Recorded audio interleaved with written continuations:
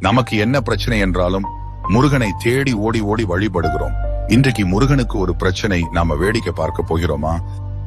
அப்படி என்ன பிரச்சனை? முருகப்பெருமானின் அறுபடை வீடுகளில் முதல் படை வீடானது திருப்பரங்குன்றம். இத்தலம் இந்துக்களின் புனித தலங்களில் ஒன்றாகும். அகநானூற்றில் முருகன் குன்றம் என்று அழைக்கப்படுகிறது.